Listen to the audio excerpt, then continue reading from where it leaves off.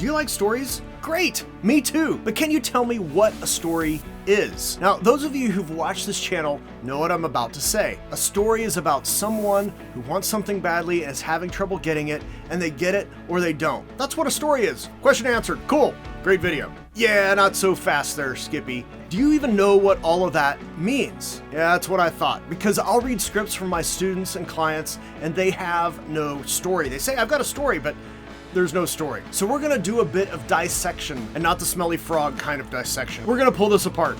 Let's jump in. Some of you are of the Aristotle school of thought who think a story is this: a series of events with a beginning, a middle, and an end. And while you're not necessarily wrong, you're not right. Yeah, I just said it. Aristotle wasn't right. Sue me, or hit the like button. Preferably the latter. Hit the like button. Now, to be clear, Aristotle isn't entirely wrong. He's just not right. So let me show you what I mean. Series of events is what he says. Beginning, middle, end. Grocery list, keys, wallet, trip to the grocery store. Bananas, apples, strawberries, grapes, ground beef, tortillas, cheese, salsa, chips, lettuce, tomato, sour cream, guacamole, pay, trip back home, tacos, fruit salad. According to Aristotle, that's a story. It's a series of events. There's a clear beginning, a clear middle, and a clear end. But the reason it's not a complete story is it's missing a bunch of stuff, like character for one, conflict for another. There is some semblance of a plot, but that's it.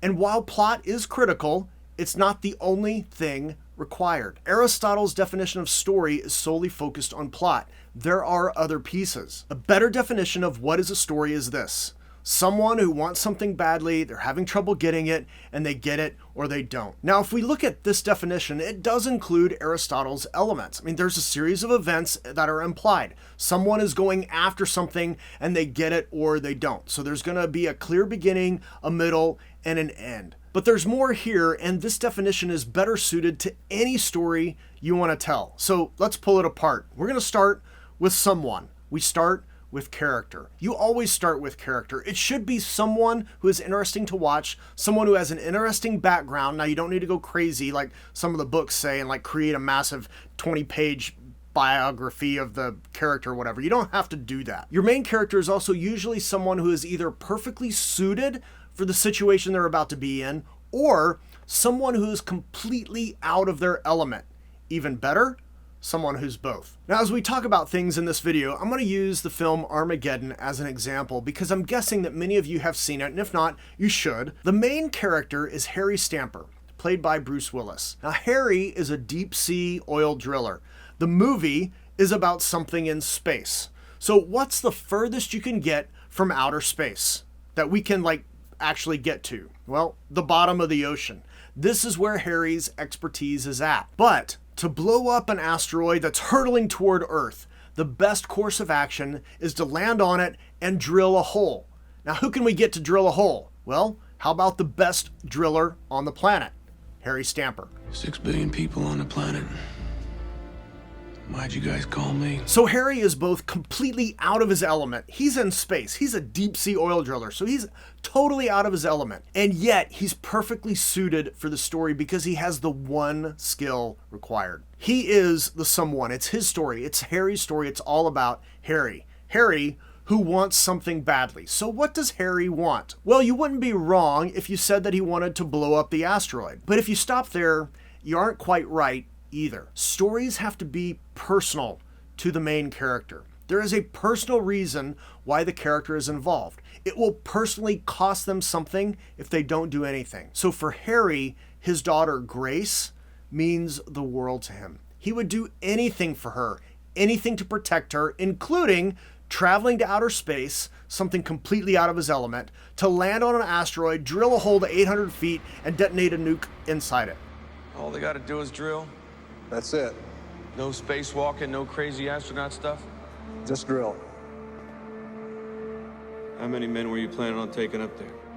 We're sending up 2 shuttles, 2 teams. If I do this, I'm going to want to take my own men. You got it. So you're saying you'll help us? Yes, sir.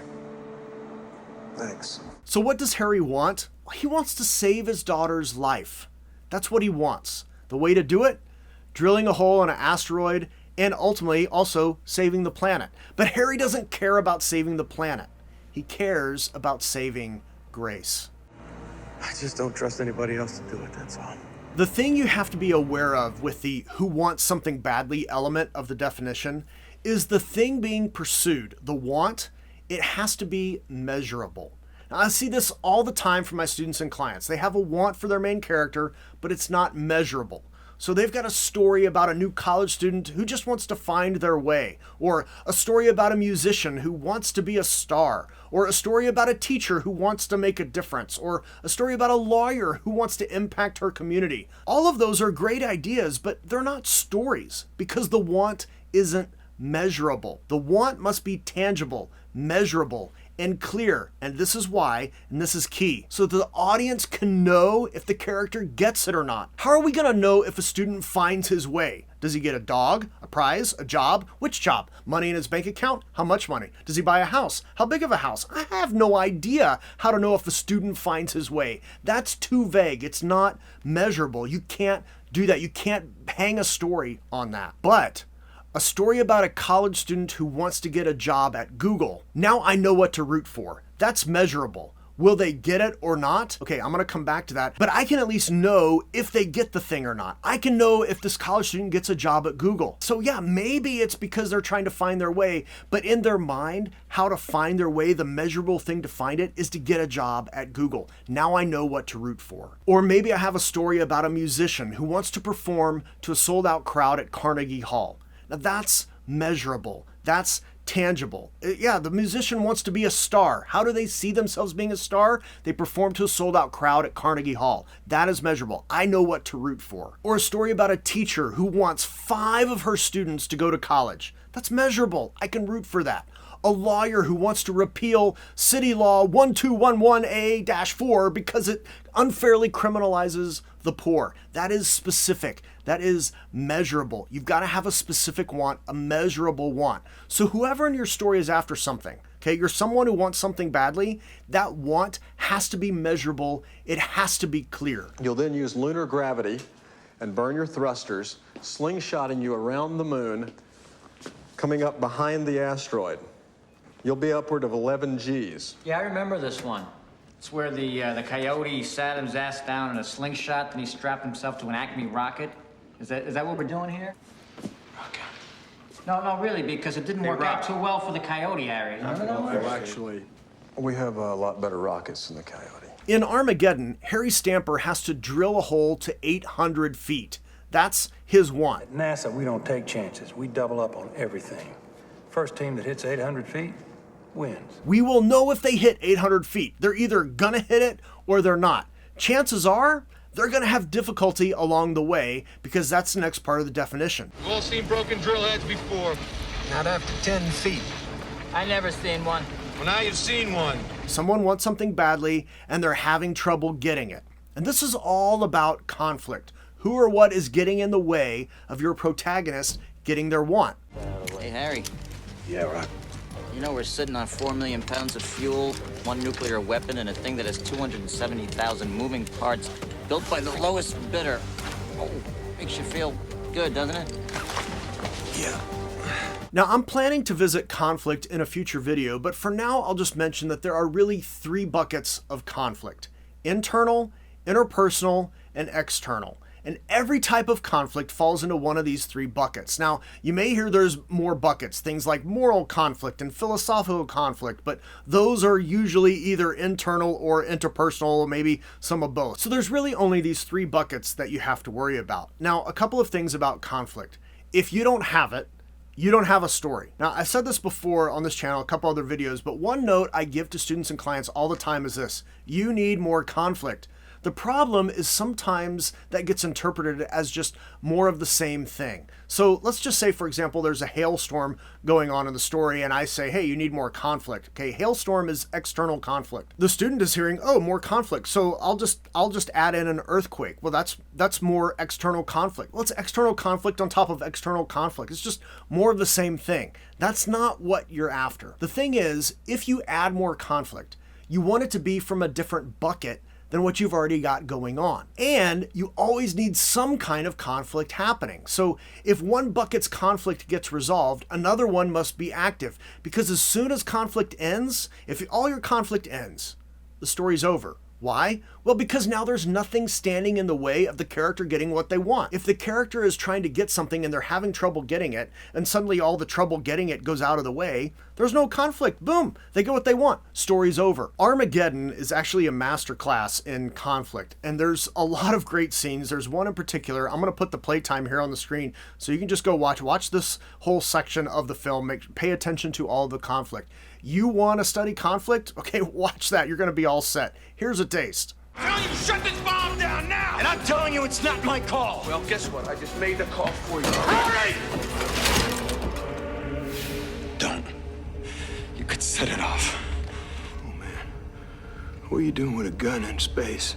We've got multiple characters, all with tons of interpersonal conflict going on. There's internal conflict happening, characters doing what they don't want to do or trying to do something that they want to do, but they can't do it. Some are enthusiastic about it, some not so much. You've got external conflict, the asteroid is coming, plus you've got time at stake, which is always a great external conflict source. And this is why so many movies have a ticking clock, because it's another layer of external conflict that doesn't feel like external conflict. It feels different. It doesn't have physical limitations. I'm gonna give you 3 seconds to shut this bomb down. Then I'm gonna make you shoot me. And all of this is coming to a head where lives are at risk, not because of the asteroid, but because of all the other elements going on. Harry, do you copy? Something's wrong! Hey, it's all wrong, man. We shouldn't even be up here. I know! Let's go back to the ship! And this whole scene is one small part of the entire second act of making it difficult for the main character to get what they're after. In Harry's case, drilling a hole 800 feet so he can save his daughter. If the bomb blows up before they drill the hole, he won't get what he's after. His want is his motivation for every action he's taking. If he sees something that's in the way, he's going to keep driving through. It's what drives the character to pursue their goals. So if you don't have a clear, measurable want, your character is not going to pursue anything, and they become too passive. God, it sucks up here. But if you don't have conflict upon conflict, the goal is achieved too easily, and this creates a massive problem. The audience is going to be unsatisfied with your story. The reason stories are satisfying to watch is because we see the characters struggle. And the more they struggle, the more they're beaten down, the more they have to literally climb their way out of a hole. Dan, we're about to cross the threshold. Come on, Harry, press the button. Colonel, I'm asking you just one more minute! The more we are satisfied with the story. But if you don't have enough conflict, the audience feels unsatisfied. It's too easy for the main character. You've got to make them suffer. And only through suffering will the audience find satisfaction in the story. Harry, the clock on that 9-foot nuclear weapon is ticking. More conflict, more conflict, more conflict. Write a report, why don't you? That'll be do whatever it is. My men and I will go and get this hole dug. You and your men are the biggest mistake in the history of NASA. They're having trouble getting it, right? That's all the conflict. And then they get it or they don't. Now, your character is pursuing a thing. At the end of the second act, they're going to get it or they won't. The audience has to have an answer to this question. At the end of the second act, we're going to get an answer. One of two things is going to happen. Either the character doesn't get what they're after, they suffer a massive defeat, they're not able to do the thing, but they learn something valuable that they needed to learn because they've got to approach it a little different. And the lesson they learn then enables them to go and get what they're after. Or the character does get what they want, and then, as a result of getting it, they suffer a major, major setback. Now, most of the time, it's the latter one. They get it, but they suffer a big defeat. And this is true in Armageddon. They do make 800 feet. 802, Harry! We did it! Yes! We did it! I knew it, baby! But there's a problem, Houston. We have 18 minutes to zero barrier. We got some bad news. The remote detonator on the bomb has been damaged. It means that somebody's going to have to stay behind. So Harry, who has promised his daughter he's coming back home after he saves her, has to go back on his promise. He's staying to get it done. And all along the way, the question of the movie has revolved around this. What would you do to save those you love and care about? I've been drilling holes in the earth for 30 years, and I have never missed a depth that I have aimed for. And by God, I am not gonna miss this one. I will make 800 feet. 42 seconds. But I can't do it alone, Colonel. I need your help. You swear on your daughter's life, on my family's, that you can hit that mark. I will make 800 feet. I swear to God I will. And this element of getting it or not in our story definition, it always connects to the theme of your story. It's what the story is really about. Just want to make sure you know we're stuck on an asteroid. Do you know what you're doing now? No. You know what? I have no idea what I'm doing. I have no idea. This button, I don't know what that does, okay? All I know is that we just crashed back there. I lost 2 of my friends. We're 25 miles from Harry's shuttle. We don't know if he's alive. We don't know if he can fly. All I know is there's a beep on this thing, and I'm trying to get us there. And in the case of Armageddon, it's what lengths will you go to in order to save someone else? I was just passing by on there. I came.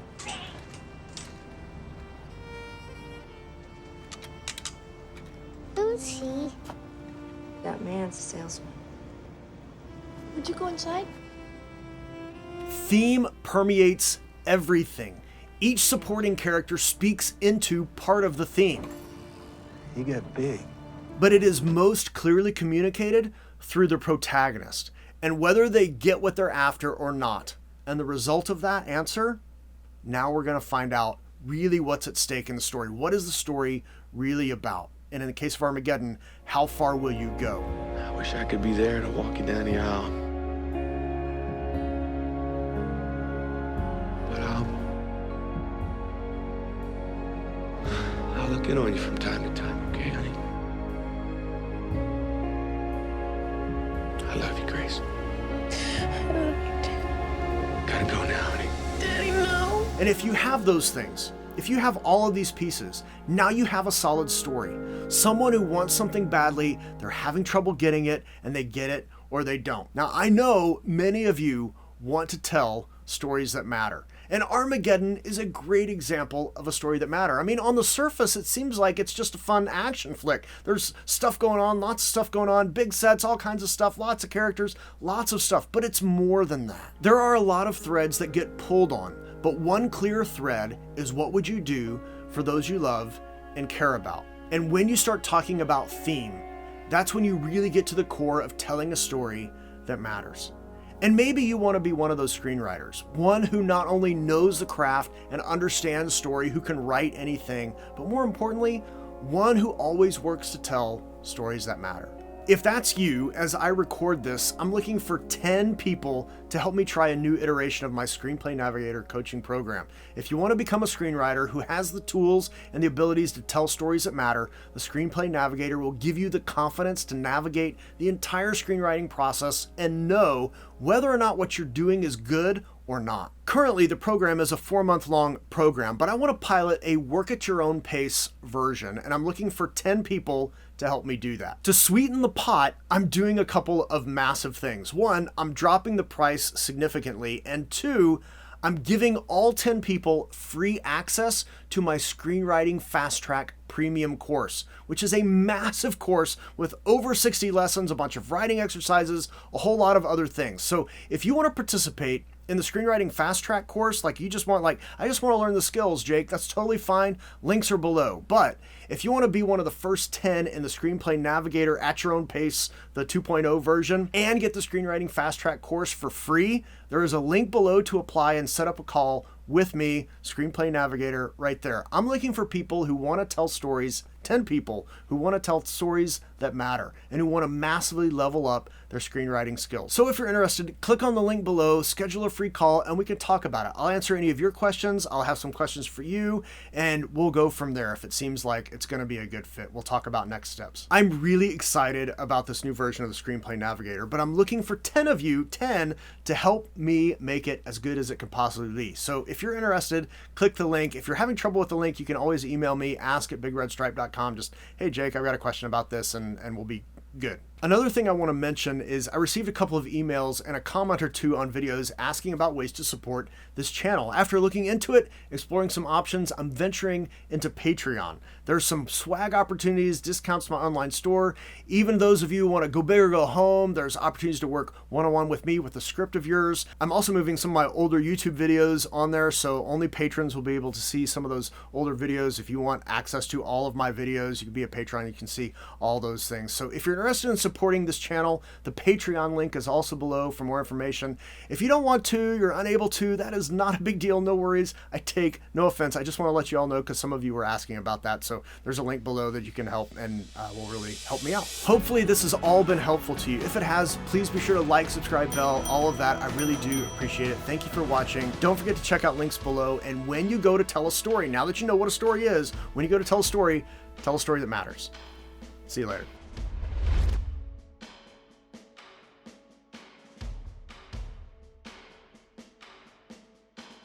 All right. What did we miss?